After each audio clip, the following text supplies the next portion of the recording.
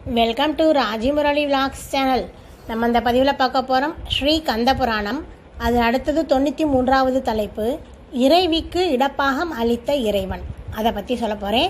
இதுக்கு முன்னாடி 92 பதிவுகள் போட்டிருக்கேன். பார்க்காதவங்க நம்ம பிளேலிஸ்ட்டில் முதலேருந்து பாருங்கள், கதை புரியும். மற்ற பதிவுகளையும் பாருங்கள்.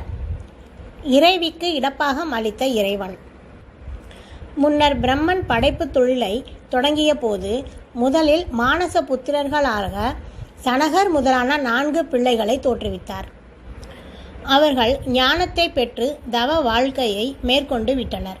பிரம்மனுடைய படைப்பு விருத்தியாகாது தடைப்பட்டு நின்றது. அதனால் கவலையடைந்த அவர் சனகாதியரை அழைத்து கொண்டு விஷ்ணுவிடம் சென்று முறையிட்டார்.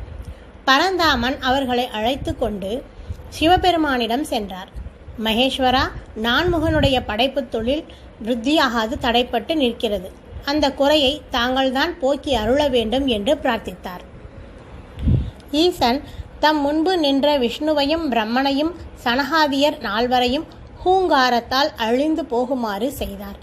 பின்னர் தாம் மட்டுமே தனித்து நின்றவராய் தம்முடைய இடது தோளை திருநோக்கம் செய்தார். அந்த தோளில் இருந்து தேவி தோன்றினாள்.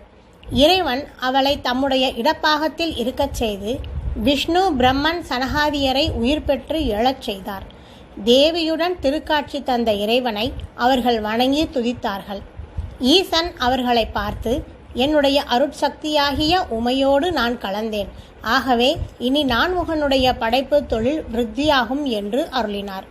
அவர்கள் இறைவனை வணங்கி விடைபெற்று சென்றார்கள்.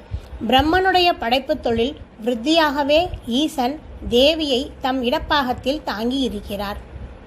ஓகே ஃப்ரெண்ட்ஸ், இந்த பதிவு பிடிச்சிருந்தா லைக் பண்ணுங்கள், கமெண்ட் பண்ணுங்கள். அடுத்து 94வது தலைப்பு, விநாயகர் தோற்றம். அடுத்த பதிவில் பார்ப்போம். Thank you friends.